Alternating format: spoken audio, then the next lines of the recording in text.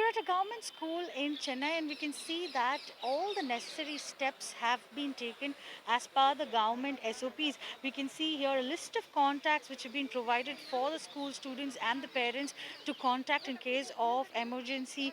There are SOP committee numbers, there are also numbers of other management officials which can be reachable here. And similarly, books have been allotted for students from this very location, and there are also toffees which have been kept as a kind of invite for these children who are coming back to school close to 1.5 years later. And we can also see here that each of the student who is coming in is being recorded here. Sanitizers have been provided to them, the names and the class details are being registered. And apart from that, we can also see that the entrance itself, there is a thermal scanning representation as well. Immediately as soon as a child comes in, they'll have to go through this procedure wherein thermal scanning and sanitizer is being conducted. And we can also see here that lot of officials have also come here to ensure that all the necessary steps are taken. I have with me the Parents Teachers Association's member as well. Thank you for I'm a joining us, ma'am. president. Ma'am, can you tell us about what are the preparations which have been underway here, and Yeah, how excited are you to bring back girls into the definitely. school again? Yeah, no, we are very happy after nearly 2 years. After that, the school is going to open after Corona, this thing, and we are very happy to get them here. And all the teachers are really, working very hard, and we have cleaned all the classes and keeping everything ready. Hopefully, the all the girls also is very happy to come in, and they are really fed up with all the online studies and all. They're not able to concentrate properly at home, and when they come to school, I think it's going to be a good thing for them and for good thing for us also, because we are also feeling what to do when they are at home and what they are doing, whether they are prepared very well and all. And we, as a PTA, Parent Teachers Association, I'm the president.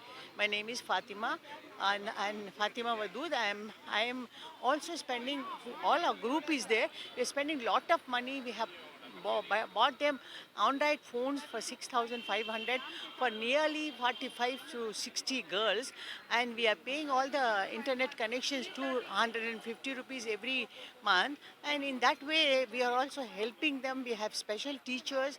We are going to take classes online. And And ma'am, is there a fear among parents, because you're part of the Parents Teachers Association, you're president of the committee, is there fear among parents to send the children back? Because, the COVID time is still not over. There's still COVID fear and scare that is going on. No, they are very happy to send them to school because they're not able to control the children.